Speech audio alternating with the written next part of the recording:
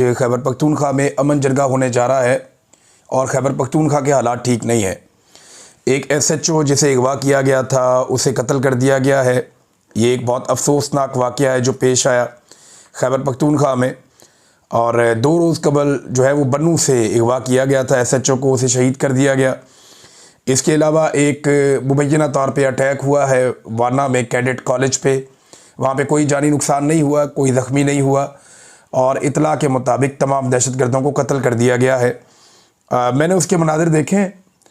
मैं सीरियसली आपको बताऊं तो मुझे ऐसा लगता है कि उसको दोबारा फिल्माया गया है, शायद इसलिए ताकि जो इंटेंसिटी है वो लोगों को पता चले। क्योंकि मैंने बहुत सारे दहशतगर्दी के वाक़यात और ऑपरेशंस कवर किए हैं, बहुत सारे, इतने सारे कि मैं 2 मरतबा बम धमाकों में ज़ख्मी हुआ, कई मरतबा मैं मरते मरते बचा। मैं ख़ुद कैमरा लेकर अपने हाथ में कैमरा पकड़ के मैं कवरेज करता रहा हूँ। हम प्रोफेशनल लोग हैं, हम जानते हैं, सारी ज़िंदगी हमने ये काम किया है। मेरा तकरीबन 20 साल का एक्सपीरियंस है इसी जर्नलिज़म में। तो बहुत सारे ऑपरेशंस मैंने कवर किए हैं। रेस्क्यू की चंद वीडियोस जो आई वहाँ से, वाना कैडेट कॉलेज से, उनमें क्योंकि मैं प्रोडक्शन का आदमी हूँ तो मुझे इस बात का पता है। मैं आपको बता देता हूँ कि हमले के दौरान इस किस्म की जो फिल्म बंदी है वो मुमकिन नहीं होती। जिस तरह के मनाजिर हैं बच्चों को रेस्क्यू करने के, ये वाक़े के बाद किसी ड्रिल के तो हो सकते हैं, लेकिन ये उस वाक़े के दौरान के नहीं हो सकते। मैं ये नहीं कह रहा कि वाक़या नहीं हुआ, लेकिन मैं ये कह रहा हूँ कि हो सकता है कि ये जो मनाजिर हैं ये बाद में फिल्माए गए हों या ये उससे मुत्तसल किसी और इलाके के हों, क्योंकि बहुत ही स्टैटिक थे। कैमरामैन ख़ुद किस मुकाम पर खड़ा है, एक बहुत बड़ा सवाल था, बहुत अजीब लग रहा था। हो सकता है कि हमला ख़त्म होने के बाद ये वीडियो बनाई गई हो, लेकिन क्योंकि इस वीडियो में वो अर्जेंसी नहीं थी, वो अफरा तफरी, वो इमरजेंसी नहीं थी जो नॉर्मली ऐसे मुकाम पे होती है। बहरहाल आज एक बड़ा दिन ये है कि खैबर पख्तूनख्वा में अमन जरगा हो रहा है। इस जरगे में जो शमूलियत है पॉलिटिकल पार्टियों की, स्टेक होल्डर्स की, वो बताएगी कि ये कितना इम्पॉर्टेंट जरगा है। फिर इसके अंदर जो फ़ैसले आएंगे और इसका जो एलामिया जारी किया जाएगा, अब जब हम नेक्स्ट वीलॉग करेंगे तो आप सुनेंगे कि इसका एलामिया क्या है जो बहुत इम्पॉर्टेंट है। वो एलामिया मैं आपके साथ शेयर करूँगा और वो एक रुख का तयन करेगा कि खैबर पख्तूनख्वा की हुकूमत वफाक के साथ मिलकर इस दहशतगर्दी से कैसे निमटना चाहती है या निमटने का रास्ता क्या है। ये इशू तो बन गया। लेकिन गुज़िश्ता रात मैं एक अजीब चीज़ आपको बताता हूँ। मुझे बड़ा अफसोस हुआ देखकर कि जश्न का समा था, जश्न चल रहा था, सेलिब्रेशन हो रही थी 27वीं आईनी तरमीम की। सरदारी साहब ने तमाम जो जमातें हैं इत्तेहादी, उन्हें बुलाया हुआ था, इशाइया हो रहा था, दावत हो रही थी, जश्न हो रहा था। वज़ीर आज़म वॉज़ देयर और सदर भी वहाँ थे, बाकी लोगों को भी बुलाया गया था। तो किस बात का ये लोग जश्न मना रहे थे?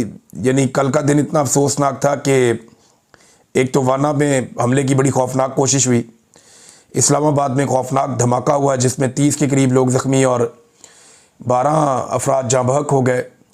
अब दिल्ली के अंदर 8 लोग मारे जाते हैं तो पूरे मुल्क में ऐसा लगता है सन्नाटा है। उनका मीडिया सिर्फ इसी पे बात कर रहा है और पूरी हुकूमत इसी पे बात कर रही है।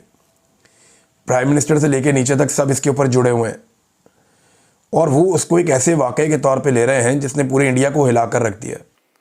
1.5 अरब का लगभग वो मुल्क होने वाला है और वहाँ पे 8 लोगों की मरने पे इतना वबीला मचता है धमाके के बाद। पाकिस्तान में हमारे कैपिटल के अंदर 12 लोग जो हैं वो जाँ बहक हो जाते हैं, शहीद हो जाते हैं और उसी रात वहाँ पे एक इशाइया किया जाता है। इरफान सिद्दीकी साहब का इंतकाल हुआ। PMLN को कम से कम ये तो कहना चाहिए था कि इरफान सिद्दीकी साहब के लिए रुक जाइए, अभी हम सोग में हैं, हमें 1 आधे दिन के बाद या 2 दिन के बाद ये कर लेंगे, लेकिन ऐसा नहीं हुआ। कुछ लोगों ने ये भी आवाज़ उठाई कि खैबर पख्तूनख्वा के वज़ीर आला ने कहीं क्रिकेट खेली है जाकर, उन्हें वो नहीं खेलनी चाहिए थी जब दहशतगर्दी हो रही थी। तो ये अब दूसरी तरफ से लोग ये बात कर रहे हैं। लेकिन आज का जो एक जरगा है, बड़ी खबर तो वहाँ से आएगी कि खैबर पख्तूनख्वा की हुकूमत इन वाक़यात के बारे में क्या सोच रही है और वहाँ के जो स्टेक होल्डर्स हैं वो मिलकर क्या चीज़ें तय कर रहे हैं। नाज़रीन, 3 जगहों पे इस वक्त रेड अलर्ट है, हाई अलर्ट है। 3 ऐसे दारुल हुकूमत हैं, एक दिल्ली इंडिया का दारुल हुकूमत, एक इस्लामाबाद पाकिस्तान का दारुल हुकूमत और एक काबुल अफ़गानिस्तान का दारुल हुकूमत। ख़ित्ते में एक बड़ी तनाव की कैफियत पैदा हो गई है, ख़ास तौर पे 2 हमलों के बाद। एक इंडिया में जो कार का हमला हुआ है, जिसको वो ग्रेजुअली पाकिस्तान की तरफ आहिस्ता आहिस्ता मोड़ रहे हैं, वो उस हमले को उठा के कश्मीर तक तो पहुंच गए हैं। अब वहाँ से उन्होंने पाकिस्तान में इसका खुरा दाखिल करना है, जो उनकी आदत है। दूसरा, पाकिस्तान के वज़ीर ख़ारजा ने इस्लामाबाद में होने वाले अटैक के ऊपर वज़ीर दिफा ने, ख्वाजा आसिफ ने, बराह रास्त अफ़गानिस्तान के ऊपर इल्ज़ाम लगा भी दिया है और उन्होंने कहा जी कि अफ़गानिस्तान ने पॉलिसी के तहत किया है, ये उनकी पॉलिसी है और इस तरह के धमाकों से वो दबाव बढ़ाते हैं। ये बड़ा संगीन इल्ज़ाम है जो अफ़गानिस्तान के ऊपर लग गया है। अब इन तीनों मुल्कों में जो दिखाई दे रहा है वो ये दिखाई दे रहा है कि एक तनाव पैदा हो गया है। देखिए, पाकिस्तान के अंदर जो दहशतगर्दी है उसको अफ़गानिस्तान की हुकूमत ने या उनके तालिबान ने नहीं रोकना। पाकिस्तान के अंदर जो दहशतगर्दी है वो पाकिस्तान की सिक्योरिटी फोर्सेस ने रोकनी है, हमारी इंटेलिजेंस ने उसे नाकाम बनाना है। जबकि हमने अफ़गानिस्तान के साथ ये मामला तय करने हैं, उनके साथ बिठाकर बात करनी है, दबाव डालकर, सख्ती से, नरमी से, जैसे भी हमने करना है। अफ़गानिस्तान को ऑन बोर्ड लेना है दहशतगर्दी ख़त्म करने के लिए, ना सिर्फ पाकिस्तान में बल्कि अफ़गानिस्तान में भी। एक बात आप याद रखिएगा कि अगर इंडिया, पाकिस्तान और अफ़गानिस्तान के बीच में लड़ाई होती है तो इसकी बेनिफिशरी जो है वो तीनों मुल्कों के जर्नैल होंगे। अगर एक मुख्तसर लड़ाई होती है, मैं लंबी लड़ाई की बात नहीं कर रहा, 2, 4, 5 दिन, 6 दिन की टुक टक लगती है, अगर हफ्ता 2 हफ्ता, तो जर्नैल जो है वो तीनों मुल्कों के इसके बेनिफिशरी होंगे और तीनों मुल्कों के जो फाशिस्ट हुक्मरान हैं वो भी इसके बेनिफिशरी होंगे। क्योंकि लड़ाई में लोगों को बेवकूफ़ बनाना बड़ा आसान होता है। इंडिया कहेगा हम जीत गए, पाकिस्तान कहेगा हम जीत गए और अफ़गानिस्तान कहेगा हम जीत गए। तो इस तरीके से तीनों मुल्कों के लोग जो हैं वो अपने अपनी लोगों को बेवकूफ़ बनाने की कोशिश करेंगे। जो तीनों मुल्कों के हुक्मरान हैं वो यही करेंगे और यही हम माजी में भी देखते रहे हैं। नादरीन, ख्वाजा आसिफ ने एक बात की है, मैं वो बात आपके सामने रखना चाहता हूँ, फिर मैं आपको लेकर जाऊँगा आईनी तरमीम वाले मामले पर।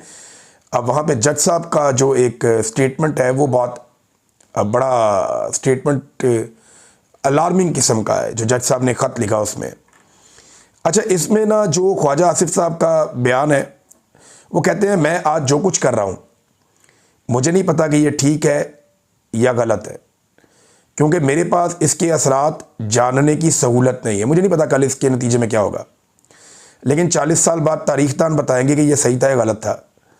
जनरल ज़िया ने आज से 40 साल पहले जो कुछ किया वो गलत था, मैं उस पर तनकीद भी करता हूँ। आज मेरे वालिद उसकी काबीना का हिस्सा थे, लेकिन उनके पास भी सहूलत मैसर नहीं थी, इसलिए उन्हें पता नहीं था कि वो गलत कर रहे हैं ठीक कर रहे हैं। तो ख्वाजा आसिफ साहब, ये ना आजकल के दौर में स्कूल के, यूनिवर्सिटी के, कॉलेज के बच्चे को पता होता है कि सही क्या है और गलत क्या है।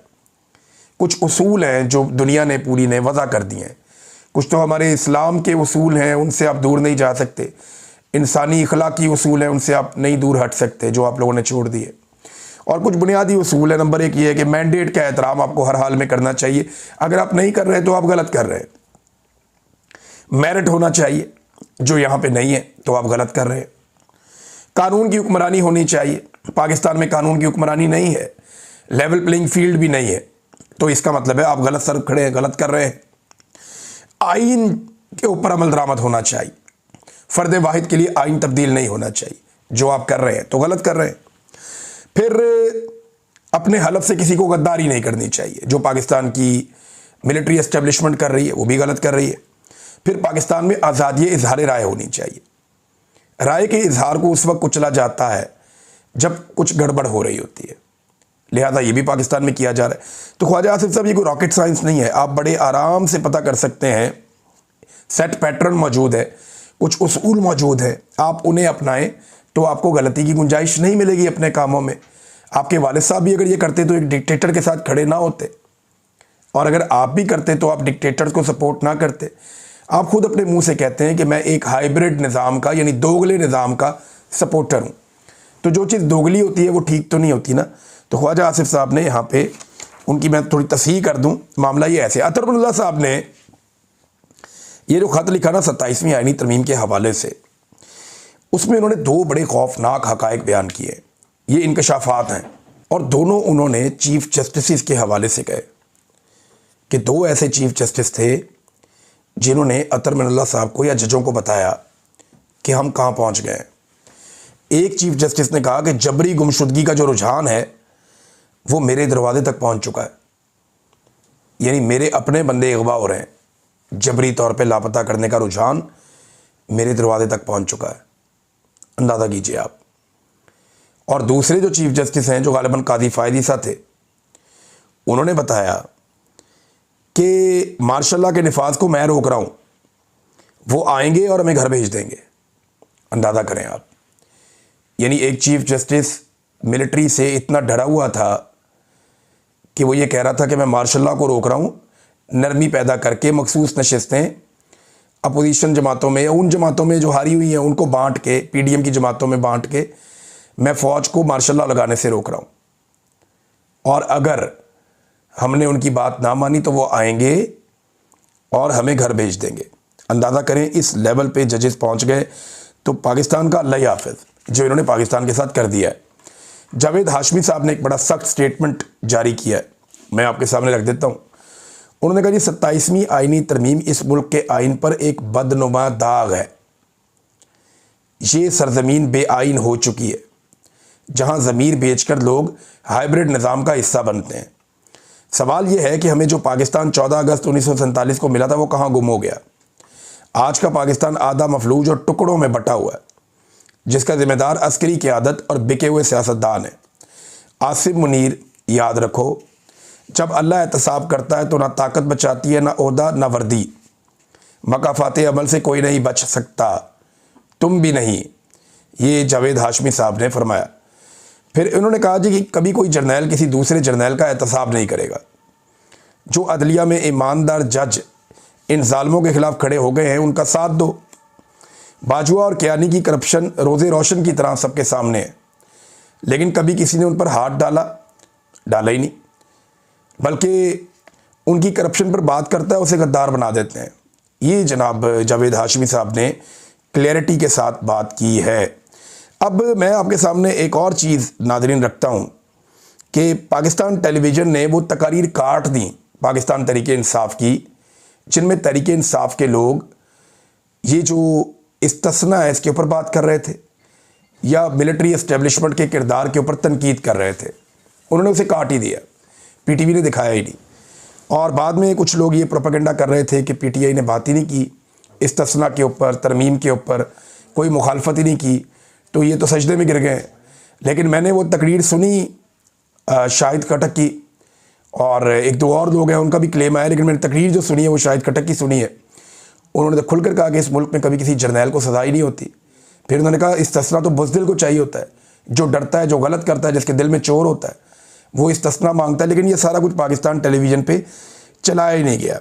पाकिस्तान टेलीविज़न जो है वो एक हमेशा से ऐसे ही रहा है, जिसकी हुकूमत होती है वो उसको इस्तेमाल करता है।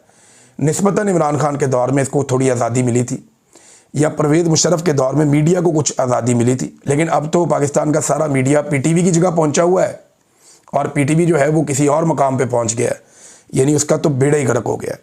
नाज़रीन, असेंबली के हवाले से मैं एक चीज़ और आपको बताना चाहता हूँ कि जो हुकूमत के लोग हैं ना, ये शेर अफजल मरवत साहब ने ये पॉइंट वहाँ पर असेंबली में उठाया, और उन्होंने बिल्कुल ठीक पॉइंट जो है उसका नुक्ता उठाया। उन्होंने कहा जी कि ये एक बड़ी अहम बात है कि हुकूमत या हुकूमती अरकान जो ये तरमीम लेकर आए, वो तरमीम के हक़ में तो कोई बात ही नहीं कर रहे, उसके फ़ायदे तो बता ही नहीं रहे।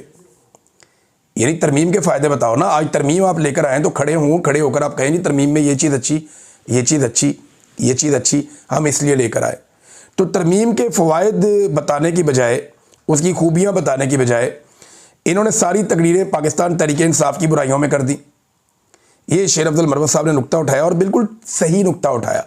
देखिए, तरमीम में कुछ अच्छा है ही नहीं, ये तरमीम एक शर्मिंदगी है। ख्वाजा आसिफ से जब एक टॉक शो में पूछा किसी ने कि क्या नवाज शरीफ आएगा इसमें वोट डालने के लिए, तो उन्होंने बड़ा ना धीमे से लगा, हाँ जी वो आएंगे जनाब, ऐसे करके जवाब दिया। इसका मतलब आप जानते हैं बेचारे सारे के सारे डिप्रेशन में है कि हमसे क्या करवाया जा रहा है, इनसे बेड़ा गर्क किस्म का काम करवाया जा रहा है। ना इनकी इज्जत बचेगी, ना इनकी सियासत बचेगी। जो 4 वोट इनको पड़ते थे वो भी इनको दोबारा नहीं पड़ेंगे। नाज़रीन, ये जो एस्टेब्लिशमेंट की वारदातें हैं ना, ये बड़ी पुरानी है। मैं आपको एक वीडियो सुनाना चाहता हूँ। ये बहुत पुरानी वीडियो है, पीटीवी की वीडियो है, और जनरल ज़िया-उल हक के दौर की वीडियो है। ज़रा ये वीडियो आप सुने। ये वीडियो सुनने के बाद आपको अंदाज़ा होगा कि कैसे पाकिस्तानियों को हमेशा से चूना लगाया गया मिलिट्री एस्टेब्लिशमेंट की जानिब से। ये सुनिए। इस महीने की 19 तारीख को मुल्क में रेफरेंडम कराया जाएगा, जिसमें सिर्फ ये सवाल पूछा जाएगा कि क्या आप सदर पाकिस्तान जनरल मोहम्मद ज़िया-उल हक के उस अमल की तायीद करते हैं जो उन्होंने पाकिस्तान के कवानीन को कुरान हकीम और सुन्नत रसूल सल्लल्लाहु अलैहि वसल्लम के मुताबिक इस्लामी अहकामात से हम आहंग करनी और नजरिए पाकिस्तान के तहफ्फुज़ के लिए शुरू किया है, और क्या आप इस अमल को जारी रखनी, मजीद उस्तवार करनी और मुनज़्ज़म और पुरअमन तरीके से इक़्तिदार आवाम के मुंतखब नुमाइंदों को मुंतकिल करने की हिमायत करते हैं? अगर वोट डालने वालों की अक्सरियत ने इस सवाल का हाँ में जवाब दिया तो उसका मतलब होगा कि पाकिस्तान के अवाम ने मौजूदा हुकूमत पर एतमाद किया है, उसकी पॉलिसियों की तायीद की है और जनरल मोहम्मद ज़ियाउल हक को आइंदा 5 साल के लिए सदर मुंतखब। तो नाज़रीन, ये है तरीका वारदात।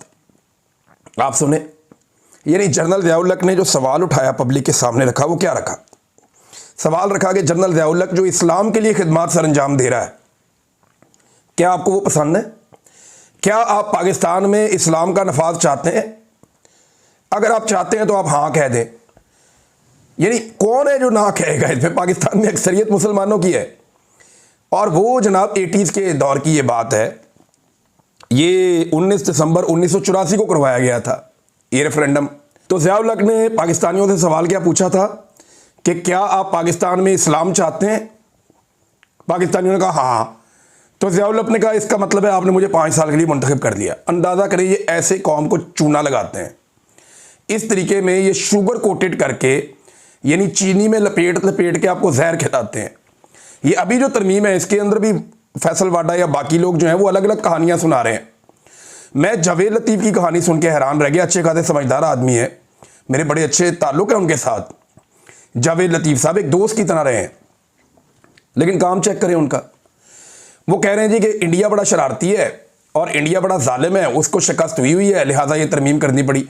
भाई, आर्मी चीफ को आपने इस्तिस्ना दे दिया कि इनके ऊपर कोई मुकदमा नहीं हो सकता, तो क्या इंडिया लाहौर या कराची या इस्लामाबाद के किसी थाने में मुकदमा करवाने आ रहा था आर्मी चीफ के खिलाफ? या कोई पटिशन करने लगा था पाकिस्तान की किसी अदालत में आर्मी चीफ के खिलाफ? ये इस्तिस्ना आपने पाकिस्तान के अंदर दिया है यार, हद हो गई। अब इस तरह तो अवाम को आप बेवकूफ़ ना बनाए ना, या इस तरह की कहानियां तो आप अवाम को ना सुनाएं। ये ज़्यादती है, ये गलत है। अच्छा नाज़रीन, मैं आपको एक और चीज़ बताऊं। देखें, कुछ लोग इरफान सिद्दीकी साहब की, मुझे अफसोस है उनके इंतकाल के मामले को जिस तरह से कंट्रोवर्शियल किया गया या वो हो गया, क्योंकि बहुत सारे जर्नलिस्ट थे, उन्होंने रिपोर्ट कर दिया था कि उनका इंतकाल हो गया, लेकिन उस वक्त सेनेट का इजलास चल रहा था, वो मुलतवी नहीं करना था। तो जर्नलिस्ट हैं वो ये रिपोर्ट कर रहे हैं, दूसरे जर्नलिस्ट ये कह रहे थे जी वो नहीं फौत हुए। तो दोनों का अपना अपना मौक़िफ़ है।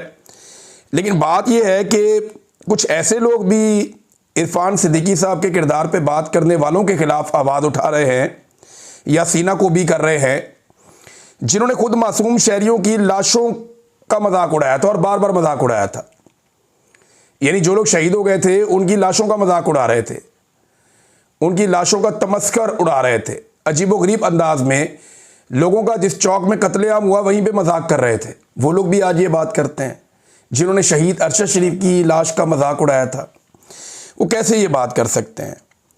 ये बात वो लोग नहीं कर सकते।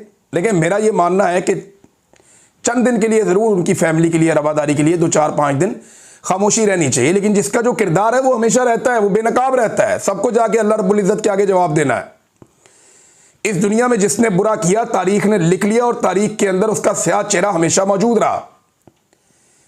ये वक्त आएगा जब इनके किरदार सबके डिस्कस होंगे कि इरफान सिद्दीकी साहब ने क्या किया था, सुहेल वड़ाइस साहब ने क्या किया था, अंसार अब्बासी साहब ने क्या किया था, तलत हुसैन साहब ने क्या किया। जिसने जो किया है ना, ये इनके सामने आ जाएगा। इनकी औलादें भी इसको याद रखेंगी इन लोगों ने क्या किया था उस वक्त। तो ये सारी दुनिया ने देखना है और ये होना है। अब तक के लिए इतना ही। अपना ख्याल रखिएगा, अपने इस चैनल का भी। अल्लाह हाफ़िज़।